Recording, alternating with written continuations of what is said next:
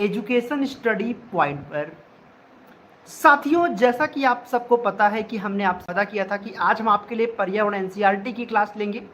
और पर्यावरण एनसीईआरटी में दोस्तों हम लोग आपको कराने वाले हैं हम आपके लिए कक्षा 3, 4, 5। क्योंकि एनसीईआरटी में जो पहला प्रश्न आपकी स्क्रीन पर है और ये कह रहा है कि मधुमक्खी पालन शुरू करने का सबसे उपयुक्त समय साथी कौन सा है। आपको बताना है साथियों कि मधुमक्खी का पालन करने का सबसे सही समय क्या होता है, सबसे ठीक समय क्या होता है। साथियों, मैं आपको फिर समझाऊंगा। अगर आपको मधुमक्खी याद आए तो बिहार का दोस्तों मुजफ्फरपुर जिला भी आपको याद आना चाहिए। क्यों, मैं बता रहा हूं। बिहार का मुजफ्फरपुर जिला भी आपको याद आना चाहिए। और अगर बिहार का मुजफ्फरपुर जिला याद आए तो वहां का दोस्तों बोचहा नामक गांव भी याद आए, क्योंकि बोचहा नामक गांव में ही लीची के पेड़ बहुत पाए जाते हैं।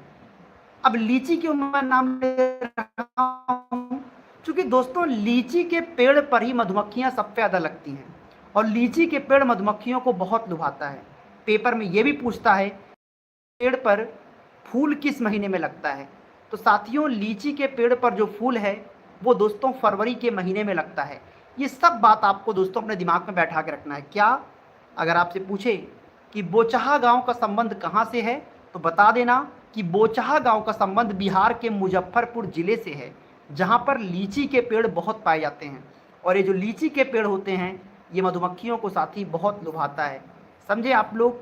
बहुत बढ़िया, शानदार, जबरदस्त आप सबका आंसर है। इसमें कोई किंतु परंतु की जगह नहीं है।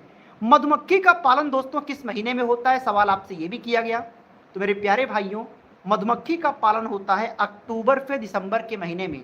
और मधुमक्खी के पालन को क्या कहा जाता है साथियों? मधुमक्खी के पालन को कहा जाता है एपी कल्चर।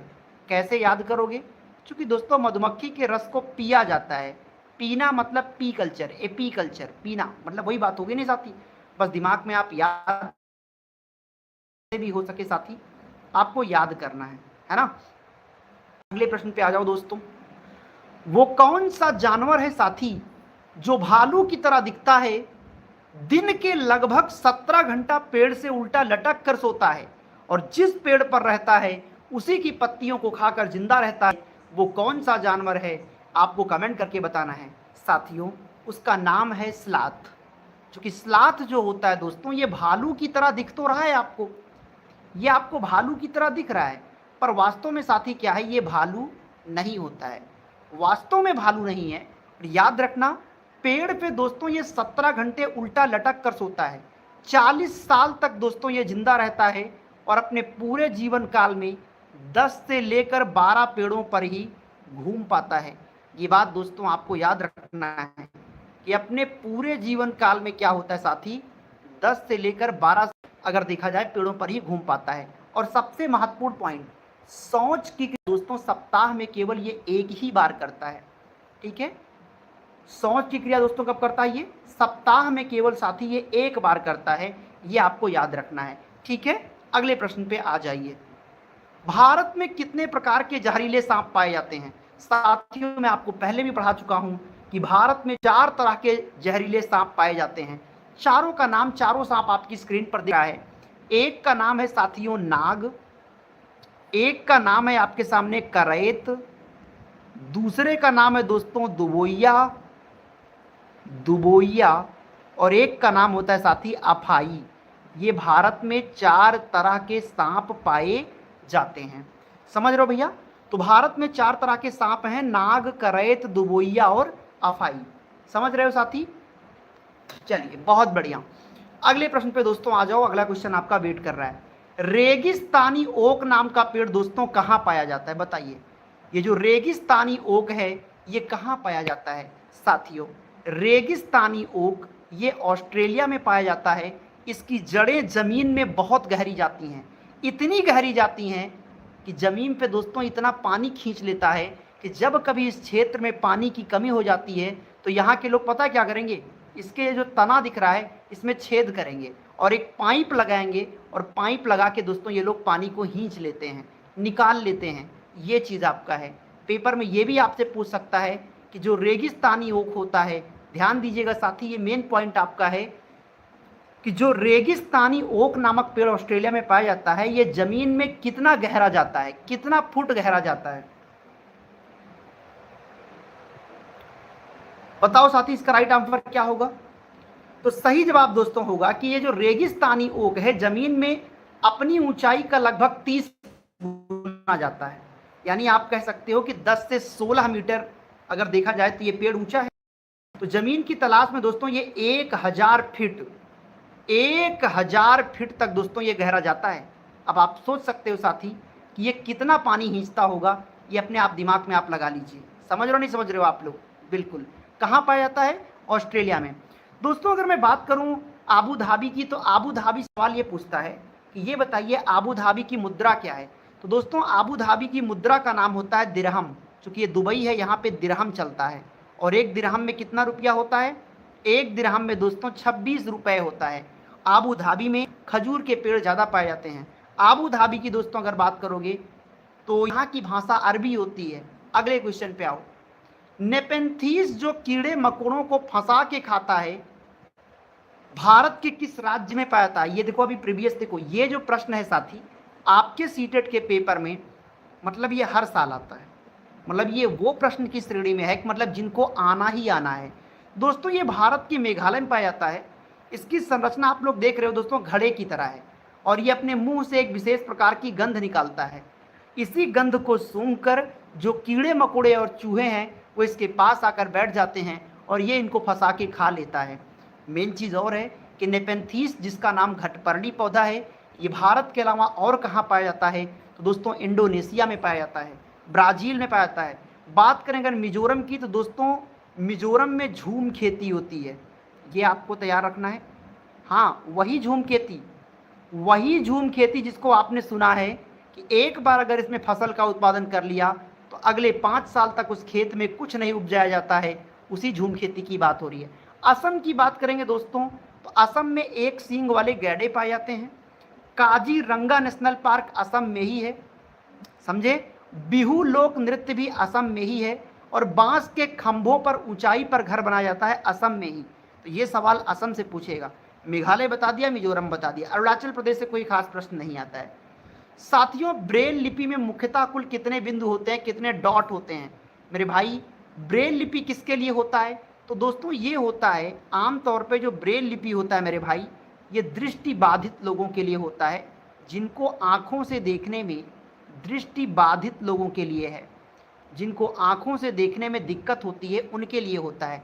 इस ब्रेल लिपि में मुख्यतः 6 बिंदु होता है, जिसपे देखो व्यक्ति क्या कर रहा है, उंगली रख रहा है। अब ये चूंकि 6 बिंदु है तो बिंदुओं की सहायता से इंसान अक्षर को बना लेता है, समझ जाता है कि कौन सा अक्षर है ये। तो ब्रेल लिपि में मुख्यतः दोस्तों 6 बिंदु होते हैं, जिसको आप उंगलियों की सहायता से घुमाकर पढ़ते हैं, रख कर पढ़ते हैं। इसकी खोज करने वाले व्यक्ति का दोस्तों नाम है, इसकी खोज करने वाले व्यक्ति का नाम है लुईस ब्रेल। और ये कहाँ का व्यक्ति है दोस्तों? ये दोस्तों फ्रांस के व्यक्ति हैं। और दोस्तों लुईस ब्रेल जो है ये खुद भी दृष्टिबाधित ही थे। समझ रहे हो आप लोग? हाँ। आगे, किस राज्य में भारी बारिश के कारण जमीन से 10 से 12 फुट की ऊंचाई पर मजबूत बांस के खंभों पर घर बनाए जाते हैं? बताओ भाई, वो कौन सा राज्य है जहां पे भारी बारिश के कारण जमीन से 10 से 12 फुट की ऊंचाई पर मजबूत बांस के खंभों पर घर बनाए जाते हैं? साथियों उस जगह का नाम है वन एंड ओनली, वो असम है। अभी मैंने पढ़ाया था। क्योंकि नीचे बारिश हो जाती है तो ये लोग क्या करते हैं, देखो ऐसे बांस गाड़ते हैं, ऐसे बांस गाड़ लेंगे और ये पूछता है कितना फुट ऊंचाई पर, तो 10 से 12 फुट की ऊंचाई पर उन्हें बांस गाड़ा और ऊपर भी जो घर बनाया वो भी लकड़ी से ही बनाया है। तो याद रखिएगा। और जब जब आपके पेपर में आपको असम दिखे तो तुरंत आपको याद आना चाहिए कि असम राज्य से आपके पेपर में क्या क्या प्रश्न पूछता है। बिहू लोक नृत्य असम में, काजीरंगा असम में, एक सींग वाले गैंडे असम में। केरल की बात करते हैं साथियों, ये वही केरल है दोस्तों जहाँ का लोक नृत्य कथक कली है। अगर पेपर में ये आए कि कथक कहाँ का लोक नृत्य है, तो कथक तो दोस्तों यूपी का है, लेकिन अगर कथक के साथ कली लग जाए तो दोस्तों वो केरल का हो जाता है। तो कथक कली कहाँ का है दोस्तों? केरल का है। और ये वो केरल है जिसको मसालों का शहर कहा जाता है। साइलेंट वैली भी केरल में है, पेरियार नेशनल पार्क भी केरल में ही है, समझे। लद्दाख की दोस्तों बात करोगे तो लद्दाख में चांगपा नामक प्रजाति पाई जाती है, जो जमीन से 5000 मीटर की ऊंचाई पर घर बनाते हैं और ये लोग पश्मीना शॉल का निर्माण करते हैं। अगले क्वेश्चन पे साथियों आ जाओ। पश्मीना शॉल जो 6 स्वेटरों के बराबर गर्मी देता है, किस जनजाति के लोगों के द्वारा ये बनाई जाती है? यार भाई देख लो आप लोग की पहली बात, पश्मीना शॉल होता कैसा है देखना ये भी जरूरी है। तो प्यारे भाइयों में प्यारा सा जो शॉल आपको दिख रहा है ये पश्मीना शॉल है। ये बनाया जाता है चांगपा जनजाति के द्वारा। ये चांगपा जनजाति लद्दाख में पाए जाते हैं। ये लोग दोस्तों जमीन से 5000 मीटर की ऊंचाई पर रहते हैं। भेड़ और बकरियों के ऊन से, बाल से ये लोग इस शॉल को बनाते हैं। अगर आपके पास पश्मीना शॉल की संख्या 1 शॉल अगर आपके पास है तो 6 साधारण स्वेटर के बराबर दोस्तों ये गर्मी देगा। और फिर याद करना, इस पश्मीना शॉल को हाथों से ही बनाया जाता है, इसके लिए कोई मशीन का प्रयोग नहीं किया जाता। और एक पश्मीना शॉल को बनाने में 250 घंटे का समय लगता है। केवल आप मोबाइल की आवाज़ को तेज कर लो और जो बोला जा रहा है उसको आप ध्यानपूर्वक सुनो। तुम्हें और किसी व्यक्ति की कोई ज़रूरत नहीं पड़ेगी। जितना एक्सट्रीम चीज़ें पूछते हैं, जितना अलग अलग चीज़ें वो पूछते हैं, उसकी चर्चा मैं ऑलरेडी इस क्लास में कर रहा हूँ। इसके बाहर वो नहीं पूछ सकते। आप प्रीवियस ईयर का पेपर उठा लीजिए, इसके बाहर उनके पास कोई डेटा ही नहीं है जो पूछेंगे। समझ पा रहे हो साथी? हाँ जी। अगले क्वेश्चन पर आ जाओ मेरे दोस्त। 9वां क्वेश्चन दोस्तों, हमारे देश में वो कौन सा स्थान है जिसको ठंडा रेगिस्तान कहा जाता है? ये क्वेश्चन आपके सीटेट के पेपर में 7 बार आया है। वो कौन सी स्थान है जिसको ठंडा रेगिस्तान कहा जाता है? साथियों लद्दाख को ही ठंडा रेगिस्तान कहा जाता है। ठीक है ना? लद्दाख को क्या कहते हैं साथी? ठंडा रेगिस्तान कहते हैं। भाई साहब घर पूछे, जैसे असम के घर आपसे पूछ लिया तो आपने कहा सर असम के घर होते हैं वो बांस के खंभों पर बनाए जाते हैं। उसी प्रकार दोस्तों जो लद्दाख का घर होता है वो 2 मंजिला इमारत से बना होता है। पत्थर, मिट्टी और लकड़ी से बनाया जाता है। नीचे की जो पहली मंजिला इमारत होती है उसमें इंसान नहीं रहता है, वो लोग नहीं रहते हैं उसमें। अपने ज़रूरत की सामान और दोस्तों अपने जानवरों को बांधते हैं। और जो दूसरा फ्लोर दोस्तों होता है उसमें क्या होता है साथी? जो दूसरा फ्लोर होता है उसमें ये लोग आमतौर पे खुद रहते हैं। समझ रहे हो साथियों? इसको याद रखना। एसएसटी की बात आप लोग कर रहे हो। हाँ मैं आपकी बात समझ रहा हूँ। एसएसटी के लिए आपको थोड़ा धैर्य रखना है। सामाजिक अध्ययन की क्लास आपकी कल आएगी। कल कौन सा दिन है जरा एक बार याद दिलाओ यार, मैं दिन ही भूल जाता हूँ। तो एक बार आप लोग बताओ कल कौन सा दिन है भाई? हाँ कारण ये है कि कल एसएसटी की क्लास मैं करा देता हूँ, बिल्कुल घबराओ नहीं। अब एसएसटी की क्लास हफ्ते में 3 बार आएगा, जिससे प्रॉपर जैसे आपको पर्यावरण याद हो गया वैसे ही दोस्तों मैं आपको याद करा दूंगा। पूरा सामाजिक अध्ययन का निचोड़ आपको याद करवा दूंगा। तो कल शाम को 3:15 पर आपको उपलब्ध रहना है, मतलब 3 बजे क्लास के अंदर आ जाना। सामाजिक अध्ययन को कल मैं क्वेश्चन के माध्यम पे कराऊंगा। करीब आपके लिए लेकर आऊँगा 200 प्रश्न, और 200 प्रश्न में 50 क्वेश्चन प्राचीन भारत का होगा, 50 क्वेश्चन आधुनिक भारत का होगा, 50 क्वेश्चन संविधान का होगा, 50 क्वेश्चन भूगोल का होगा। तो प्रश्नों के माध्यम से कल मैं आपको 200 प्रश्न कराने वाला हूं। तो सब्सक्राइब करके रखिए चैनल को और बेल आइकन को ऑन रखिए। साइंस की क्लास की यार डिमांड नहीं होती ना मेरे भाई। सवाल ये है कि जनता जो नहीं चाहती है वो चीज़ नहीं की जाती है। मैं क्या बताऊं आपको, साइंस की क्लासेज आएगी पर हफ्ते में 2 दिन या 1 दिन उसको नोट्स की सहायता से कवर करिए। साइंस आपको यूट्यूब पर वैसे भी कोई नहीं कराता। क्या इसका मतलब है कि लोगों को साइंस नहीं आता है? सवाल ये है कि साइंस आप लोग पढ़ते नहीं हो। जहाँ पढ़ने वाले 500 होंगे वहाँ 50 लोग भी नहीं पढ़ेंगे विज्ञान। सवाल ये है इनमें से कौन सा पक्षी अपने गर्दन को काफ़ी पीछे तक घुमा सकता है? साथियों मैं फिर कहता हूँ यहाँ पे लोग बड़ा गलती करते हैं। कभी कोई मैना कह देता है, कभी कोई उल्लू कह देता है। मेरे भाई अगर कभी ये पूछे कि कौन अपनी गर्दन को पीछे तक घुमा सकता है पूरा, तो उसका नाम उल्लू होता है।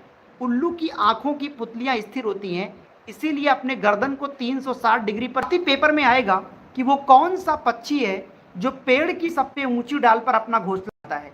तो अगर आपसे ये पूछा जाए कि पेड़ की सबसे ऊंची डाल पर घोंसला बनाता है तो दोस्तों आपका उत्तर कौवा होगा। वो कौवा जो अपने घोंसले के साथ साथ, अपने अंडे के साथ साथ कोयल के भी अंडे को सेता है। कौवा का घोंसला घास, रुई, लोहे का तार और तिनका से बना होता है। बात करें अगर कोयल की घोंसले की दोस्तों कोयल का अपना खुद का कोई घोंपला नहीं होता, बस इसकी आवाज़ मीठी है, इसी के सहारे दूसरों के घरों में ये राहत ले रही है।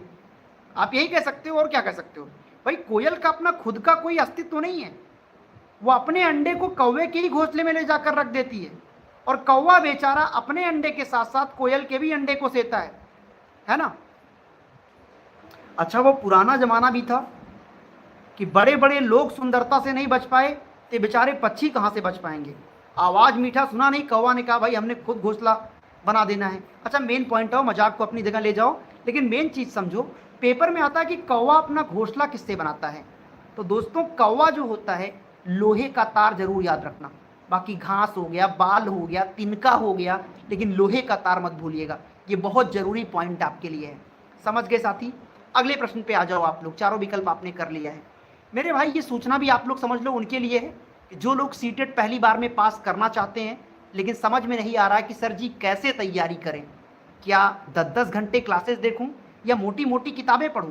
मेरे भाई याद रखो, सीटेट पास करने के लिए ना तो आपको 10-10 घंटे क्लास की ज़रूरत है, ना तो किसी बैच की ज़रूरत है, और ना किसी किताब की ज़रूरत है। तुम एक चीज़ को गले लगा लो, पेपर में 150 प्रश्न आता है, 90 प्रश्न की पेडागोजी आती है। तुम्हें एक ही काम करना है, अपना सारा टाइम पेडागोजी पर लगा दो, क्योंकि देखो गणित के सवाल बदल जाएंगे, पर्यावरण की एनसीईआरटी बदल जाएगी, सामाजिक अध्ययन के प्रश्न बदल जाएंगे, लेकिन 90 प्रश्न जो पेडागोजी का रहेगा वो नहीं बदलता है। इसी चीज़ को सीख लो। इसीलिए मैं आपको प्रोवाइड कर रहा हूँ ये 150 पेज का एक प्रीमियम नोट्स है, जिसमें 90 पेज में आपको मिलेगा संपूर्ण पेडागोजी, जो अकेला आपको पास कराने के लिए काफ़ी है। बचेगा 60 नंबर टॉपिक का, तो टॉपिक में क्या पढ़ना है क्या छोड़ना है इस नोट्स में डिसाइड करके दिया गया है। साथियों, मैं ये तो नहीं कहता कि भाई इसको पढ़कर आप 130 140 कर दोगे, ये नहीं संभव है, लेकिन 105 108 110 ये गारंटी है हमारी। आपको कैसे मिलेगा? नीचे नंबर दिख रहा है 9653050981 पे कॉल या व्हाट्सअप मैसेज करके साथियों आप इसे परचेज कर सकते हैं। अगर 1 घंटे इसे रोज पढ़ोगे तो 1 हफ्ते में आपका पूरा सिलेबस ये एकदम पूरा खत्म कर देगा, ये पूरा सिलेबस। अगले क्वेश्चन पे आ जाओ साथियों। अगला क्वेश्चन आपके सामने है कि वो कौन सा पक्षी है जो झटके से अपने गर्दन को आगे पीछे करता है। बताओ भाई, स्क्रीन पर आपके क्वेश्चन है, वो कौन सा पक्षी है जो झटके से अपने गर्दन को आगे पीछे करता है? उल्लू, मैना, कबूतर या तोता? जी हाँ, देखो दोस्तों, उल्लू के बारे में मैंने कहा कि ये 360 डिग्री पर अपने गर्दन को घुमा कर देखता है, क्योंकि इसकी आंखों की पुतली स्थिर है। भाई अब आंखें नहीं घूमेंगी तो गर्दन ही घुमाएगा, लेकिन जब झटके से बोले तो आपका उत्तर मैना होगा। कबूतर अपना घोंसला कहाँ बनाती है? तो दोस्तों कबूतर अपना घोंसला खंडहर में बनाती है। ये आपको दोस्तों याद रखना है ना। अगले प्रश्न पे आ जाओ। मलेरिया की पक्षी की एक मिनट, मलेरिया की किस पेड़ की छाल, अच्छा मलेरिया की जो दवाई होती है दोस्तों वो किस पेड़ की छाल पे बनाई जाती है? आपसे पूछा जा रहा है कि जो मलेरिया होता है, मलेरिया की जो दवाई है वो किस पेड़ की, इसको थोड़ा आप ठीक कर लेना, किस पेड़ की छाल पे? तो दोस्तों इसका उत्तर होता है सिनकोना। मलेरिया की दवाई सिनकोना पेड़ के छाल पे बनाई जाती है। और अगर आप सिनकोना पेड़ को देखना चाहते हो तो आपकी स्क्रीन पर एक ग्राफिक्स दिख रहा है, आप देख लो सिनकोना कैसे होता है। वैसे मलेरिया का दोस्तों आप टीका भी आ गया है, इंजेक्शन भी आ गया है। पहले मलेरिया की दवाई था ही नहीं, लेकिन अब ये आपका आ गया है। अगले क्वेश्चन पे आ जाओ साथी। एनीमिया से बचने के लिए दोस्तों डॉक्टर आपको क्या सलाह देता है? कमेंट करके बताओ। अगर आपको एनीमिया से बचना है, खून की कमी से बचना है, तो डॉक्टर आपको क्या सलाह देगा? देखो, चावल खाने का सलाह बिल्कुल नहीं देगा, चीनी ये सब बेकार की बातें हैं। गुड़ का प्रयोग करो, आंवला, हरी पत्तेदार सब्जियां, ये बहुत फायदा करेगा अगर आपको समस्या है एनीमिया की, मतलब खून की कमी की, है ना साथी। अगले क्वेश्चन पे आ जाओ। Jim Corbett national park Bharat के किस राज्य में है? साथियों देखो सुनो, जब नेशनल पार्क की बात आए तो फिर बहुत कुछ आपको पता होना चाहिए। जैसे भारत का पहला नेशनल पार्क कौन सा है? तो जिम कॉर्बेट नेशनल पार्क है। ये गलत लिखा गया है, जो कि जिम होगा, जिम नहीं।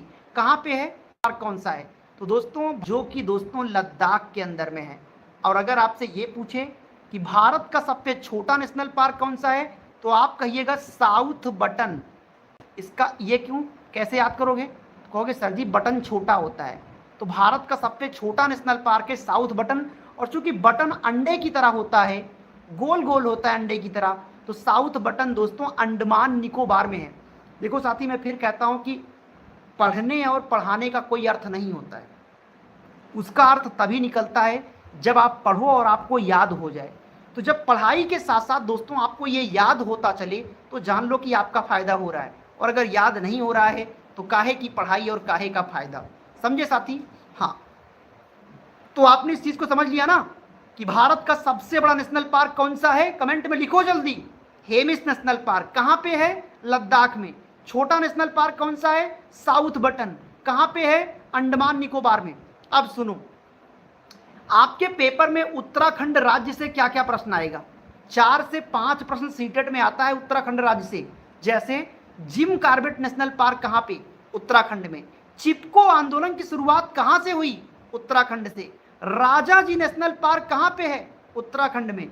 नंदा देवी नेशनल पार्क कहां पे है? उत्तराखंड में। अब बात करेंगे राजस्थान की। दोस्तों राजस्थान राज्य से क्या क्या प्रश्न आपके पेपर में आता है? दोस्तों राजस्थान से भी 4-5 प्रश्न आता है। जैसे खेजड़ी का पेड़ कहां पाया जाता है? तो खेजड़ी का पेड़ राजस्थान में है।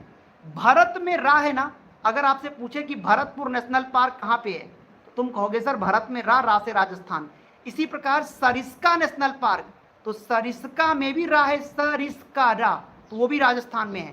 केवलादेव नेशनल पार्क भी राजस्थान में है। और दोस्तों भारत की जो सबसे बड़ी जनजाति है भील जनजाति, वो भी राजस्थान के अंदर ही है। जब तक दोस्तों ये चीज आपको नहीं पता होगा पूरा डेटा कि किस राज्य से क्या क्या प्रश्न पूछता है, क्योंकि सीटेट दोस्तों पूरे भारत का पेपर है, एक ही पेपर पूरे भारत में आता है, तो जाहिर सी बात है आपको ये बात ज्ञान होना चाहिए, इतना आपको विदित होना चाहिए कि हर राज्य से क्या क्या प्रश्न पूछता है। बहुत लोग क्या करते हैं कि एनसीईआरटी उठाएंगे, एक तरफा सब पढ़ने लग जाएंगे। एक तरफा अगर सब पढ़ोगे तो कुछ नहीं याद होगा, और जब कुछ नहीं याद होगा तो पेपर खराब हो जाएगा। इसीलिए डिसाइड करो, हर राज्य से 3-4 प्रश्न आता है तो सब आपको पता हो। हमने दोस्तों राजस्थान का बता दिया, उत्तराखंड का बता दिया। अब बारी है उत्तर प्रदेश की। दोस्तों उत्तर प्रदेश से पूछेगा कि कचनार के फूलों की सब्जी कहाँ बनाई जाती है? तो दोस्तों उत्तर प्रदेश। उत्तर प्रदेश का लोक नृत्य क्या है? कथक। उत्तर प्रदेश का राष्ट्रीय पक्षी क्या है? बताइए, सारस। उत्तर प्रदेश का राष्ट्रीय चिन्ह क्या है? मछली और तीर कमान। इत्र की नगरी किसे कहा जाता है? कन्नौज को। समझे साथी? एक बार आप लोग हाथ ऊपर करके बताना, क्या समझ में सबको आ रहा है, नहीं आ रहा है? अब अगर इतना खर्चा हो ही गया है महाराज, तो मध्य प्रदेश का भी जान लो।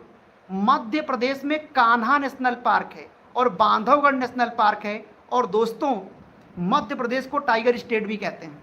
अगला प्रश्न, कुडुक दोस्तों कहाँ के लोगों की भाषा है? स्क्रीन पर आपको ग्राफिक्स देखकर समझ में आ रहा होगा कि ये कहाँ के लोग हैं। किरण यादव, गीतांजलि श्रीवास्तव, मीना शर्मा, अभिषेक प्रजापति, रितु प्रजापति, संगीता कुमारी, अनीता शर्मा, कमलेश कुमार, सिंपल कुमारी, छाया यादव, ममता ओबर, शीतल कुमारी।